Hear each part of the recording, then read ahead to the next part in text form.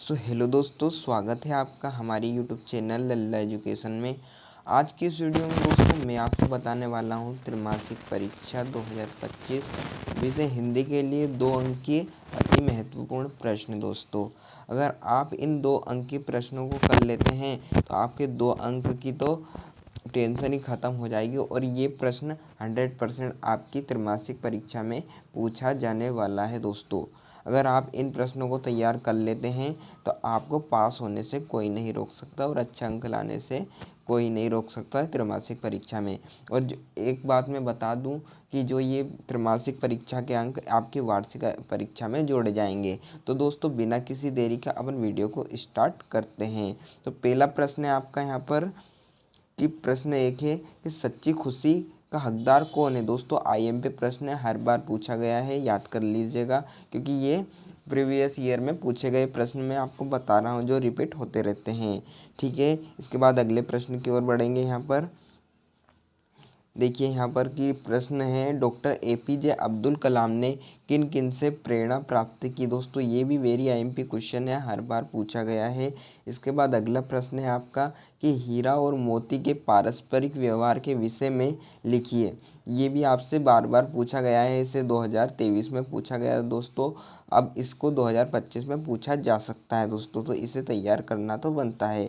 इसके बाद अगला प्रश्न है कि कांजी हाउस में पशुओं के साथ किस तरह का व्यवहार किया जाता था, बताइए। ये भी बार बार पूछा गया प्रश्न है, हर बार पूछा जाता है, याद कर लीजिएगा दोस्तों। ठीक है, इसके बाद अगले प्रश्न की ओर बढ़ते हैं। आपका अगला प्रश्न है दोस्तों यहाँ पर कि देशज या देसी शब्द किसे कहते हैं, कोई 2 देसी शब्द लिखिए। दोस्तों वेरी आईएमपी है, इस टाइप के क्वेश्चन जैसे मुहावरा किसे कहते हैं, इस टाइप के आप कर सकते हैं, ये पूछे जाते हैं और नंबर भी इनसे अच्छा मिल जाता है अपने को। ठीक है, इसके बाद अगला प्रश्न है निपात शब्द किसे कहते हैं। दोस्तों उदाहरण सहित आपको समझाना है। अगर दोस्तों इन सभी का आपको आंसर चाहिए तो कमेंट में बताइए, हम ऑल सब्जेक्ट आपको क्लास 9th 10th के ऑल सब्जेक्ट के नोट्स और सब कुछ प्रोवाइड करने की कोशिश करेंगे। दोस्तों अगर आप हमारे चैनल को सपोर्ट करते हैं दोस्तों और इन सभी का आंसर आपको चाहिए तो एक बार कमेंट अवश्य करिए दोस्तों।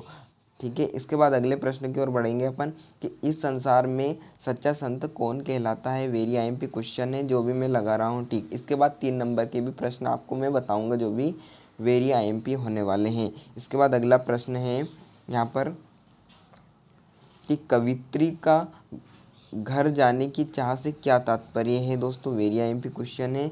इसके बाद ये है कि प्रेमचंद अथवा कबीर जी की काव्यगत विशेषताएं निम्न बिंदुओं के आधार पर लिखिए। उनका एक तो जीवन परिचय, रचनाएं, साहित्य में स्थान। दोस्तों एक तो आप प्रेमचंद का और एक कबीर जी का जीवन परिचय अवश्य याद कर लें दोस्तों। अगर आपको 3 नंबर चाहिए तो परीक्षा में, ठीक है, हर बार पूछा गया है जीवन परिचय, ये वार्षिक तक आपका चलेगा, इसलिए आपको अभी से इसे याद करते हुए चलना है।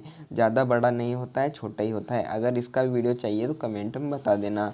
ठीक है, इसके बाद अगला प्रश्न है संधि तथा समास में अंतर स्पष्ट कीजिए।